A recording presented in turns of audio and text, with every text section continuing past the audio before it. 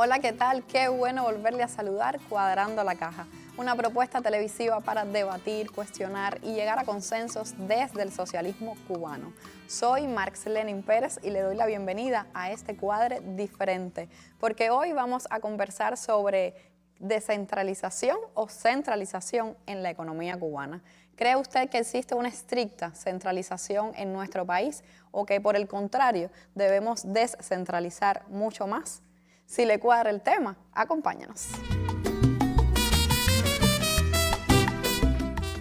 Y para abordar el tema de la centralización o descentralización en Cuba, le doy la bienvenida al estudio al doctor en ciencias José Luis Rodríguez, investigador, profesor, asesor para temas económicos y quien fuera ministro de Economía y Planificación y Finanzas y Precios. Bienvenido, José Luis. Muchas gracias. Con nosotros también el doctor en ciencias Luis Marcelo, quien es investigador del Instituto Nacional de Investigaciones Económicas, que se le conoce como INIE. Bienvenido. Muchas gracias. Y Carlos Enrique, que es máster en ciencias y también un componente especial de nuestro panel, que es de familia, hoy Encuadrando la Caja, quien es profesor, investigador del Centro de Estudios de Economía Cubana, que pertenece a la Universidad de La Habana. Bienvenido. Gracias. Bueno, con ustedes tres vamos hoy a abordar el tema que últimamente se ha vuelto polémico, siempre lo ha sido, pero en los últimos tiempos se viene conversando con más énfasis en sí. Las soluciones al desarrollo de Cuba tienen que ver con una mayor descentralización de los recursos, de las políticas económicas, y por eso yo les propongo que empecemos, José Luis, haciendo un breve recuento de qué relación hay, qué temas, qué miradas tiene este tema de manera histórica para poderlo traer ya a nuestro contexto. Bueno, primero agradezco la invitación por estar aquí. Ya he estado bastante reiteradamente aquí en este espacio y me parece que juega un papel importante porque abordamos temas que tienen que ver con la economía y particularmente la economía cubana, que son muy importantes, valga la redundancia, en este momento. El debate entre las decisiones de la planificación centralizada o la planificación a nivel de empresa o a nivel de consumidor es un tema ya viejo en los debates sobre el socialismo. Los primeros debates sobre estos temas ocurrieron en los años 20 del siglo pasado en la Unión Soviética, cuando se empezó a discutir, en primer lugar, la existencia o no de relaciones monetarias y mercantiles en el socialismo. Eso estaba de telón de fondo en este tema. Y se llegó a una conclusión que la vida probó posteriormente que era errada, y era que partía de que las relaciones monetarias y mercantiles existían en el socialismo por las diferentes formas de propiedad. Y dejaban vacío el hueco, donde no se explicaba cómo esas relaciones tenían una existencia propia en la propiedad estatal, en la propiedad social. Esto permaneció así hasta los años 60, cuando se explicó, bueno, por qué existe el mercado en las condiciones del socialismo y el papel que el mismo tiene en la misma medida en que, por el volumen de recursos de que se dispone, no es posible manejar directamente los medios de trabajo, el empleo de esos medios de trabajo, de la fuerza de trabajo también, de manera directa, sino que hay que manejarlos indirectamente, porque no hay posibilidades de sumar todos los recursos para hacerlo de esa forma. De tal manera que yo diría que hoy las decisiones en las economías socialistas tienen dos niveles: un nivel centralizado de esas decisiones, la planificación centralizada, que es la que guía los cambios en ese sentido, y la planificación a nivel de empresa, a nivel de consumidor, que trabaja con las posibilidades que tiene en la utilización de esos recursos, pero ya en una dinámica particular, en un entorno particular que permita una optimización. De tal manera que una primera cuestión a dilucidar en este sentido es que no se opone planificación centralizada y planificación descentralizada. El problema es que tiene que haber un equilibrio entre las dos, y eso es lo que a veces se pierde en la discusión. Y así sucedió en los países socialistas de Europa del Este, donde prácticamente ya desde los años 30 se acuñó que las relaciones monetarias y mercantiles eran pura formalidad, que no tenían un contenido propio en el socialismo, y eso, por lo tanto, prácticamente dejó el campo solamente a los balances materiales. Es decir, los recursos se asignan materialmente y, bueno, reflejan un precio para poder sacar las cuentas en la contabilidad, etcétera, porque no había ninguna dinámica asociada a las relaciones monetarias mercantiles. No obstante, esto llevó a debates ya desde los años 30 y particularmente los primeros debates fuertes en este sentido sobre la factibilidad o no de planificar se dieron fuera de la Unión Soviética. La escuela austríaca empezó a impugnar la planificación en el socialismo. Ludwig von Mises, Friedrich Hayek empezaron a cuestionarse la posibilidad de que pudiera contener toda la información necesaria para poder planificar en una economía. Y esto fue rebatido por un economista marxista joven en aquel entonces, Oskar Lange, el polaco Oskar Lange, que modelizó lo que después se llamaría mecanismos de mercado en el socialismo o socialismo de mercado. El primer modelo de socialismo de mercado lo desarrolla Lange en 1935, 38 por ahí. Y este debate continuó a lo largo del tiempo. Se dieron situaciones paradójicas, se dieron el desarrollo de métodos de optimización del manejo de grandes volúmenes de recursos centralmente a través de modelo económico matemático. Así, por ejemplo, un economista ruso, Leonid Kantarovich, en 1939 descubrió la programación lineal y la empezó a aplicar en la gestión de recursos escasos. Sin embargo, fue totalmente incomprendido en su época, incluso fue separado, en fin, se lo mandaron a la Siberia, para ponerlo bien en detalle. Y eso hizo que los descubridores de la programación lineal fueran aparentemente los norteamericanos en 1947, cuando ya este señor lo había descubierto en 1939, con un modelo de gestión de recursos escasos. Que fíjate tú si tuvo valor que a la altura de 1975 le dieron el Premio Nobel de Economía. Es decir, era un modelo con fuentes importantes de conocimiento detrás. Y lo mismo pasó con un economista que emigró tempranamente de la Unión Soviética, el más conocido, ¿no? Vasily Leontiev, que creó el modelo de insumo-producto, que es un modelo clave para la planificación. Y sin embargo, tuvo que desarrollarlo fuera de la Unión Soviética y también en 1973 le dieron un premio Nobel, un modelo creado en condiciones de gestión planificada en el socialismo. Estos modelos, para un poco simplificar la historia, no alargarlo demasiado, no fueron utilizados de manera, digamos, racional por la dirección de la Unión Soviética, por la política económica en uso, que se dedicó más a tratar de racionalizar el uso del mercado frente a la planificación, a través de la tesis del socialismo de mercado, etcétera, y fueron eliminando la planificación como si eso fuera un obstáculo para el funcionamiento del mercado. Eso era lo que se buscaba. Bueno, no hace falta que esto sea esa cosa burocrática, esa cosa totalmente inamovible. Esto lo que hay es que ir acorralándolo un poco. Y así fue. En primer lugar lo eliminó Yugoslavia con la autogestión a principios de los años 60. Después en el 67 Hungría eliminó la planificación. Después los polacos. Y así sucesivamente. Y sabemos a qué termina toda esa larga historia, lamentablemente. Y es con la aceptación de que los problemas no los puede resolver el socialismo y lo tiene que resolver solamente el mercado. Y de ahí, bueno, vinieron la perestroika y vino todo el desastre de la desaparición del campo socialista. Y en este sentido podemos decir que todas estas discusiones se contaminaron por esos elementos. Se contaminaron, lamentablemente. Y hoy hay que retomar cuál es el papel que le corresponde a la planificación y cuál es el papel que le corresponde al mercado, sea centralizado o descentralizadamente en la forma de planificar y después gestionar, porque planificar es una cosa y después hay que gestionar lo que se planificó previamente. Y eso se puede hacer centralizadamente. Hay cosas que la lógica indica que son decisiones centralizadas, entraremos en eso, pero una de ellas evidente es la división entre acumulación y consumo. Eso no se puede hacer a nivel de microempresa. Tiene que hacerse centralizadamente, pero hay otro conjunto de decisiones que se pueden y se deben gestionar descentralizadamente mediante una serie de mecanismos que permitan no hacer incongruente las decisiones descentralizadas con las decisiones centralizadas. Y ahí precisamente es donde queremos llegar en la medida que vayamos desarrollando el tema. Por eso, con esta introducción histórica que perfectamente es una historia bien conocida y que desde Cuba hemos estado siguiendo, mirando, aunque parezca que a veces no tomamos con suficiente seriedad las enseñanzas de la historia, ¿verdad? Entonces, por eso este programa también pretende relacionarse con esa historia y con esas experiencias que tenemos que todos los días atender para saber cómo apropiárnoslas desde Cuba. Por eso les propongo entonces a ustedes traer el tema Cuba. ¿Cómo se da este tema de la relación entre centralización, planificación en nuestro país? Existe, el mito es que tenemos una férrea, estricta centralización en la economía cubana. ¿Es así? ¿Estamos en esas condiciones?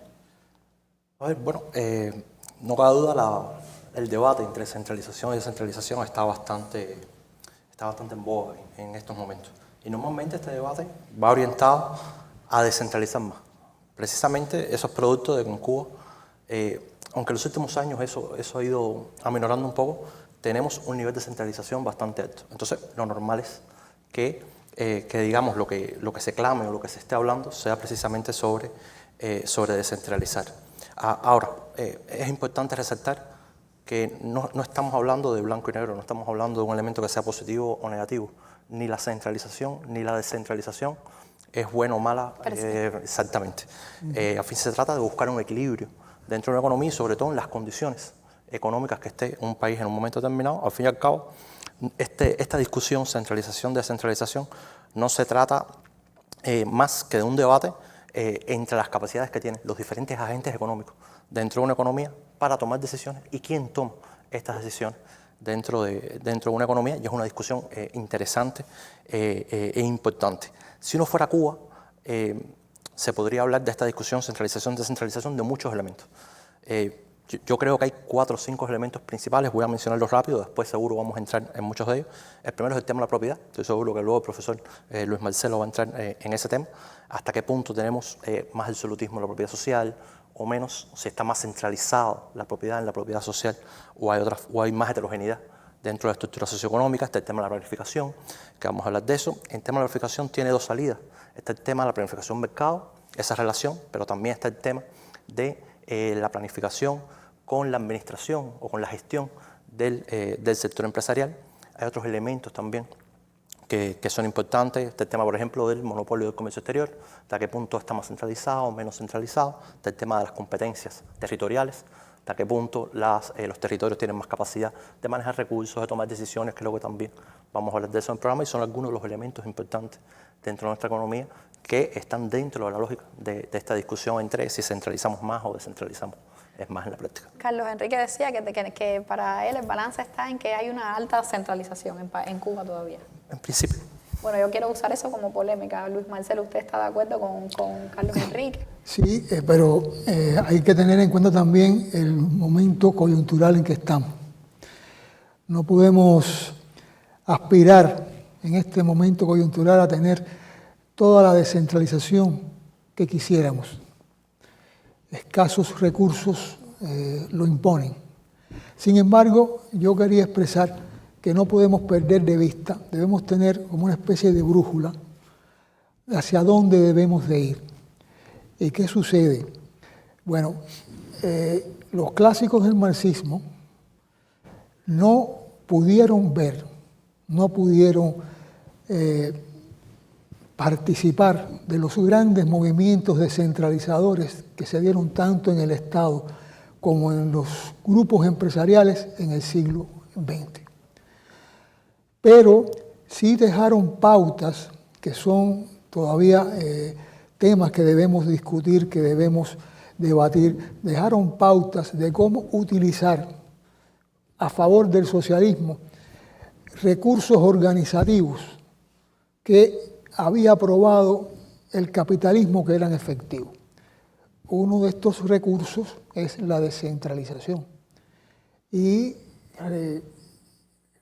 recuerdo que en los años 50, producto del desarrollo de las grandes corporaciones norteamericanas durante la Segunda Guerra Mundial, decantó el mecanismo descentralizador en las mismas, encabezados por la General Electric. Y eso ocurría sin que el socialismo le prestara atención. Fue, a mi juicio, un error de fondo, porque yo siempre, cada vez que tengo la oportunidad de expresarlo, digo que los mecanismos organizativos no tienen que ver de ninguna manera con cuestiones ideológicas, porque los mecanismos organizativos adoptan la ideología de quien los aplica. Entonces no tenemos que temer la utilización de esos mecanismos en el socialismo. Lo que sí hay que implementarlo cuando las condiciones estén creadas, pero nunca perder de vista que debemos ir hacia allí. Yo soy un partidario de la descentralización incluso gradual, y que no perdamos eso como una brújula. No es un problema coyuntural, hay que ir hacia ahí. Bueno, y entonces ya usted sabe que estamos conversando sobre esa relación que a veces es paradójica entre centralizar más o descentralizar en la, como decía Luis Marcelo, en las actuales coyunturas cubanas. Hacemos una pausa y regresamos para entrar más en materia de este tema.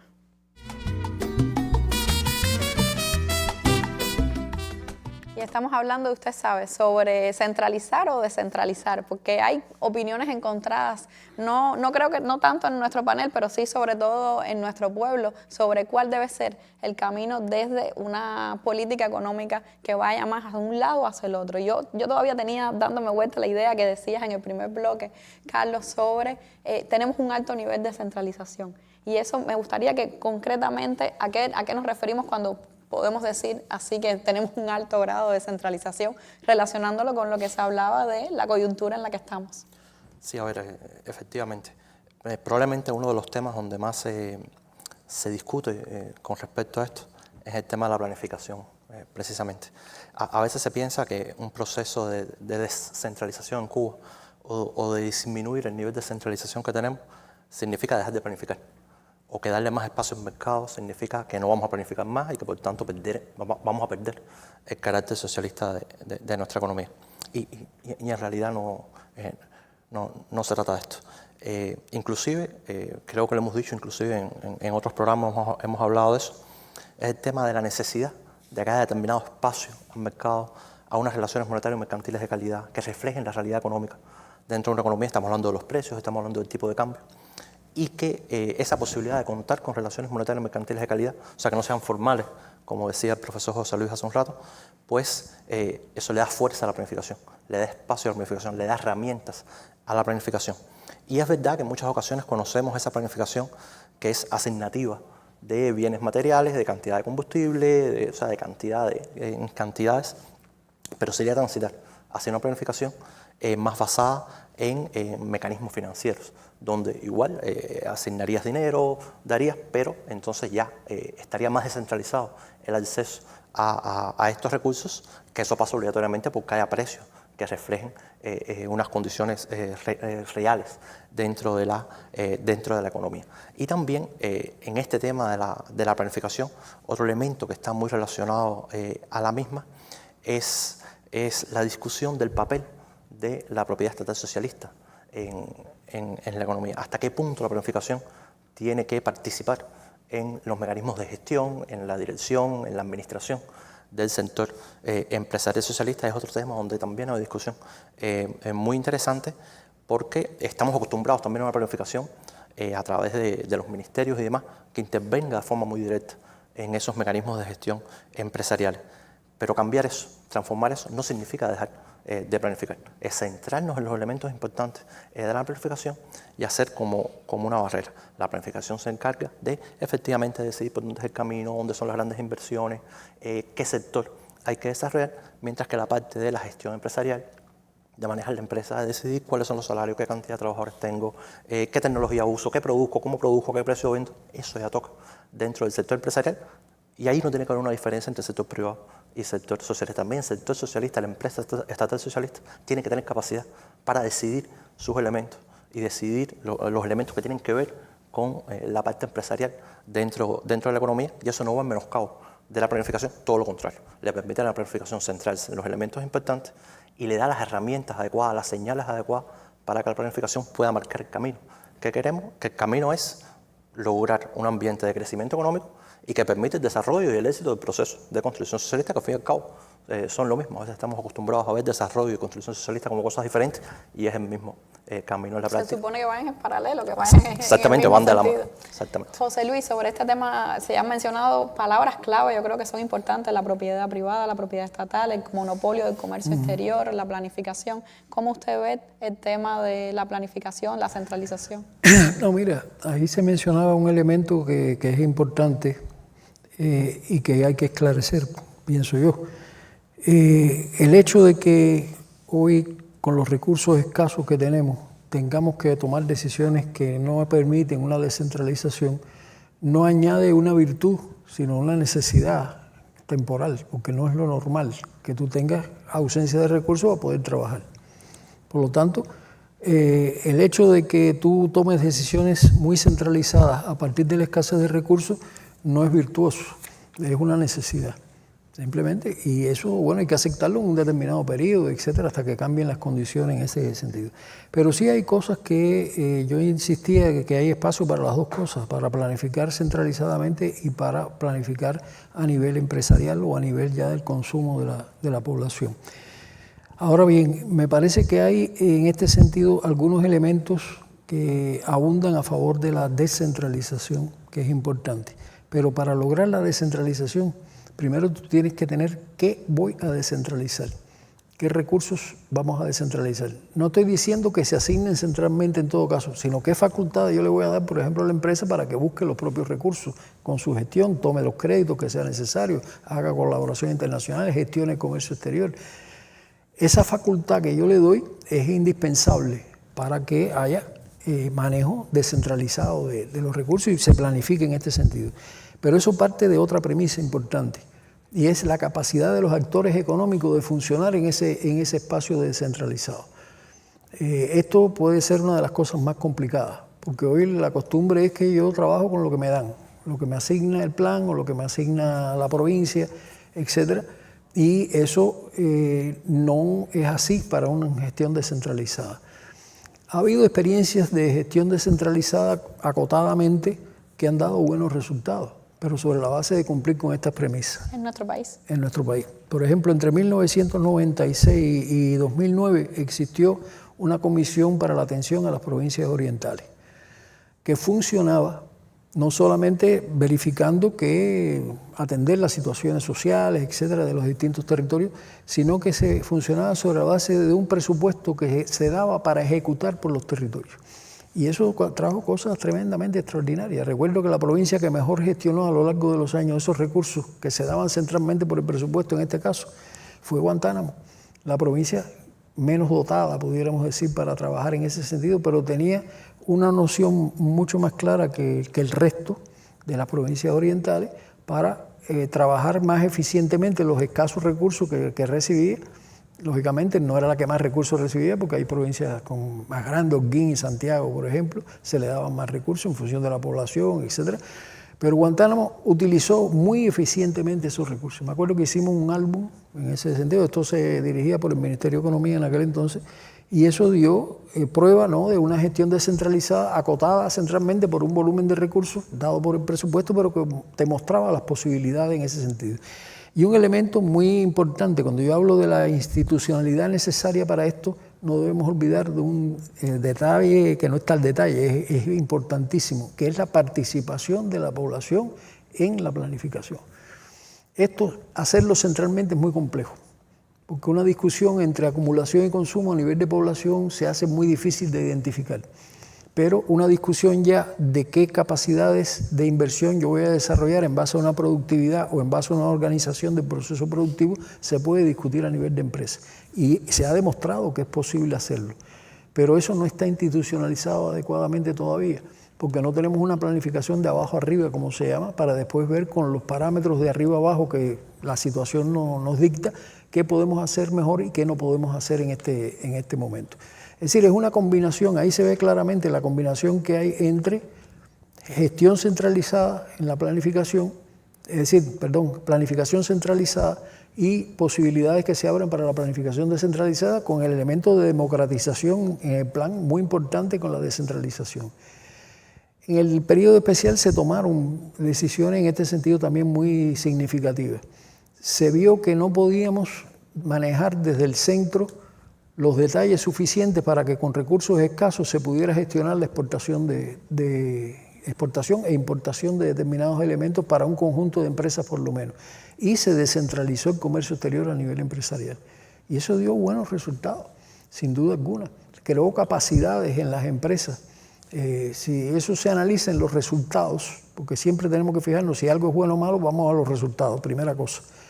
Se vio ya a finales de los 90 que había capacidades que habían desarrollado a través de casas financieras especializadas, en este caso Fintur y Finatur, en el turismo, cómo había penetrado la producción nacional en los abastecimientos del turismo. A partir de gestiones descentralizadas, por ejemplo, para la industria cervecera, para la producción alimentaria, y llegamos a cubrir un espacio importante. El 92% de la cerveza que se tomaba en Cuba en el año 2001 fue de producción nacional. Hoy eso parece una cosa un sueño, muy alejada, ¿no? Pero se logró a partir de la descentralización.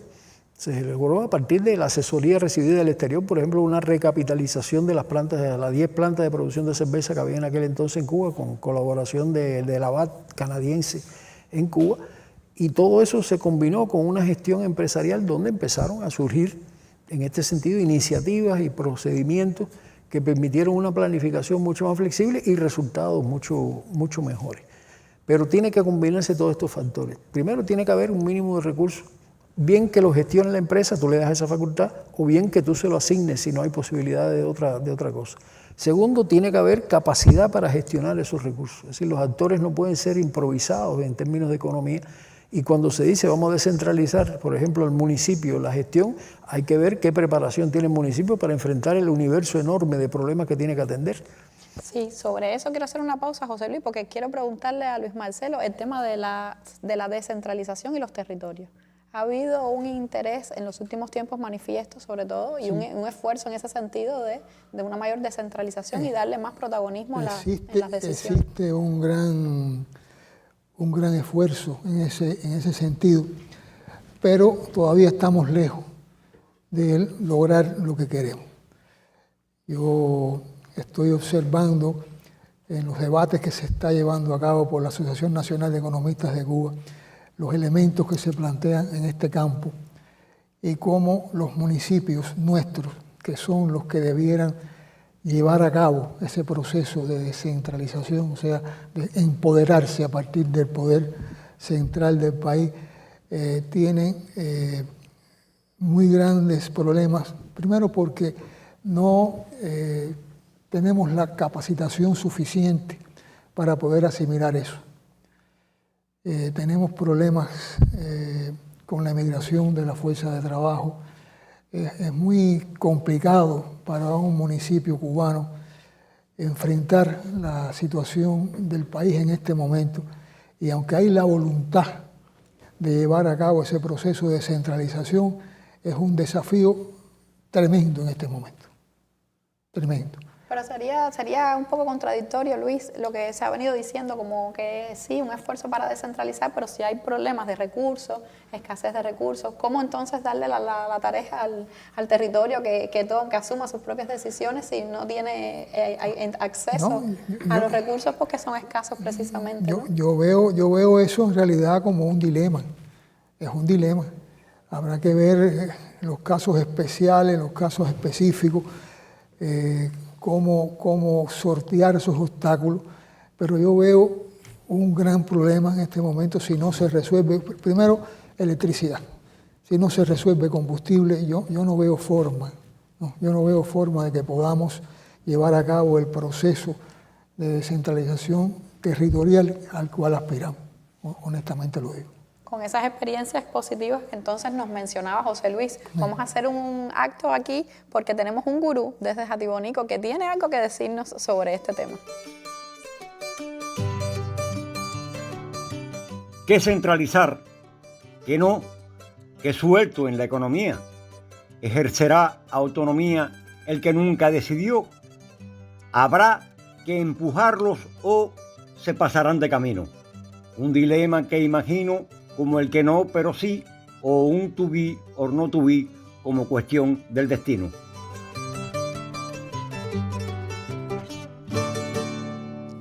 Y como dice el gurú, descentralizar o centralizar, una especie de to be or not to be, esa es la cuestión. Y eso es lo que hemos estado abordando en estos minutos del programa. Por eso, Luis Marcelo, usted tiene algo que decirnos en este sentido que redondea un poco la idea de lo que hasta ahora ha venido planteando. Bueno, yo quería tocar un tema que para mí es crucial, no se aborda mucho, que es el vínculo de la descentralización empresarial con los grupos empresariales, las uniones empresariales, las corporaciones, que en su conjunto son llamados en nuestro argot organizaciones superiores de dirección empresarial, las famosas OSDEs, que son tan polémicas. Sí.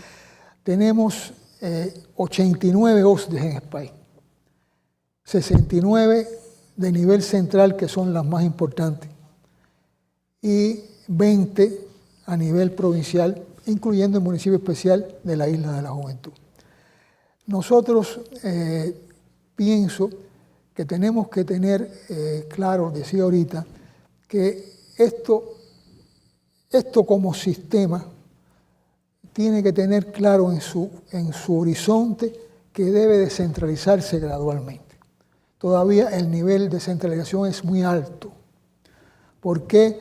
Porque no hemos seguido el camino, no hay que copiar, pero sí hay que tener en cuenta el camino que siguieron los que ya resolvieron todos los problemas descentralizadores, que son las corporaciones internacionales. Ya ellos pasaron por esto, ¿no? Entonces nosotros debemos tener en cuenta esa experiencia. No la hemos tenido en cuenta y yo pienso que ahí hay una importante reserva. Cada vez que puedo lo digo. Los grupos empresariales cubanos del turismo debieran tener en cuenta lo que hacen las mejores cadenas hoteleras del mundo en este campo. Eso no es un problema ideológico, eso es un problema sencillamente organizativo, ¿no? Adopta la ideología de las direcciones correspondientes de la cadena Gran Caribe, de Cubanacán, de Gaviota, pero tener en cuenta esto, porque eso es lo que logra la sinergia competitiva entre la casa matriz y la unidad productiva de base. Esa experiencia. Entonces, yo pienso que debemos de tener muy en cuenta esto en nuestro país y abrirnos a estas posibilidades. Fíjense, voy a decir una cosa, esto no está abundantemente en la literatura. No es fácil encontrarse un libro que te diga cómo se descentraliza un grupo. Tú puedes encontrarte un texto sobre cómo descentralizar una empresa, pero un grupo no es lo mismo. Y seguro no nos vamos a encontrar un libro que diga cómo descentralizar la economía cubana, ¿no? Ese es el libro que tenemos que seguir haciendo nosotros. José Luis, sobre este tema, sé que tiene muchos elementos que abordar todavía, pero los más importantes que no debemos dejar de mencionar en el camino de centralizar o descentralizar. No, yo insisto en lo que ya dije anteriormente. No es excluyente una cosa y la otra. Hay planificación a los dos niveles. Tiene que ser coherente lo que se hace en un nivel con el otro. No se puede centrar todo en la gestión centralizada o pretender que se descentralice todas las decisiones, porque eso no es así en el mundo, no sucede de esa manera. Es un proceso complejo. Yo hablaba de la capacitación de las personas que van a ejercer esta gestión descentralizada, esta planificación descentralizada. Y además es importante que tengamos en cuenta que las decisiones vendrán dadas a partir de la acción en un escenario financiero donde los precios juegan un papel fundamental. Y la formación de precios, la planificación de la formación de precios es el tema más complejo de la planificación. Siempre lo ha sido. Y lamentablemente no podemos hablar de grandes soluciones positivas en este sentido, ni siquiera en aquellos países donde esto se ha desarrollado, los ex socialistas, ni hablar. Incluso hoy día en el mundo, cuando tú ves cuál es la inflación deseada por Estados Unidos, por la Unión Europea, etcétera, etcétera, cómo se accede a ese nivel o no por los distintos países, te encuentras una dinámica de precios muy complicada en este sentido. Porque igual existe una política de precios a nivel de Unión Europea y después cada país la aplica más o menos de acuerdo a sus circunstancias. Aquí tenemos que hacer un empate entre una cosa y la otra, eludiendo prácticas que la vida también ha demostrado que son nocivas. Por ejemplo, los precios topados. Los precios topados no pueden seguir siendo la forma en la cual usted trate de regular precios que no están bajo control. Tiene que ser a través de mecanismos económicos en ese sentido. ¿Cómo? Bueno, aumentando la productividad para que el precio sea más bajo. Ese es el camino real. No es el camino de ponerle un tope, aunque los costos estén muy por encima de eso, porque así no resolvemos el problema. Es decir, hay muchas cosas, y cuando yo digo institucionales, se refieren a estas cosas, ¿no? ¿Qué regulaciones vamos a tener entre las autoridades nacionales y las autoridades locales en la decisión sobre empresas, sobre cooperativas incluso? Porque no podemos seguir en este proceso con la mezcla de entidades reguladoras, que son los ministerios, que ejercen en muchos casos gestión concreta. Entonces es una mezcla de un entorno que no le corresponde en ese sentido. Es verdad que, bueno, ante una situación donde se ve que algo no funciona, bueno, la primera acción es intervenir. Sí, pero vamos a ver cómo intervenimos, porque hay formas de intervención y formas de intervención. Una forma de controlar los precios es aumentar la oferta del producto, eso lo hace el mundo entero. Subió el precio de tal cosa, bueno, yo lanzo las reservas para el mercado. Aquí, una de las cosas que estaba viendo acá, que no tengo tiempo de desarrollar ahora, es que para que haya gestión descentralizada tiene que haber reservas. Y tiene que haber reservas tanto en moneda nacional como en divisa para tú poder intervenir en el mercado en un momento determinado. Y eso forma parte de la coherencia entre lo nacional y lo local en esa decisión. Todo esto, por lo tanto, muestra un reclamo de institucionalidad, de organización, que hoy no lo tenemos. Ese es el camino, pero no lo tenemos desarrollado adecuadamente y sobre todo no tenemos tampoco la participación necesaria para que surjan soluciones a partir de los gestores directos que son los trabajadores. Entonces, eso son cosas que tenemos que hacer, que algunas ya las hicimos y dejaron de aplicarse, la descentralización del comercio exterior, por ejemplo. Y precisamente en este contexto, escenario complejo, Carlos Enrique, ¿qué hacer? Brevemente, pero ¿qué hacer para avanzar en el camino correcto del desarrollo socialista? Sí, a ver, muy rápido. Sí creemos que un mayor nivel de descentralización va a permitir un mejor equilibrio entre lo que está centralizado y descentralizado en Cuba. Siempre el objetivo es ese, tener un mejor equilibrio y que avanzar en esos elementos que se han explicado de que las empresas puedan decidir qué hacer en su ámbito, que los territorios tengan capacidad de decisión, tengan acceso a recursos, y todos estos elementos que hemos visto sí permitirían o traerían una serie de ventajas prácticas para nuestra economía. Para mencionar 4 o 5 elementos muy rápido. Lo primero es una mayor eficiencia de la propiedad estatal socialista y la posibilidad de que ésta compita en mejores condiciones a lo interno de la economía, tanto con ella misma, entre las diferentes empresas estatales socialistas, como con el sector privado que existe en nuestra economía. Un segundo elemento, una segunda ventaja, sería una planificación menos abarcadora. O sea, que la planificación se centre en lo que le toca y la empresa a su vez se centre en lo que le toca, que es producir y producir lo mejor posible en las condiciones que tenemos en nuestra economía. También se lograría una mayor eficiencia en la toma de decisiones a nivel territorial y saber dónde usar los recursos, que eso es muy difícil saberlo desde un centro. Los territorios conocen sus circunstancias y dónde hay que poner los recursos para que sean aprovechados de mejor manera. Otro elemento importante que no hemos hablado, pero que es fundamental, es la creación de incentivos o la alineación de incentivos de los diferentes agentes económicos dentro de nuestra economía, ya sea actores productivos privados, estatales, el gobierno, los consumidores y demás. Y quizás para terminar, también poder tener un sistema de precios mucho más coherente, que esté mucho más relacionado a la realidad económica y lo que normalmente decimos cuando decimos la frase de tener relaciones monetarias mercantiles de calidad, o sea, que expresen la realidad de nuestra economía y que puedan ser entonces una herramienta para que la planificación pueda planificar ese desarrollo que necesitamos dentro de nuestro país.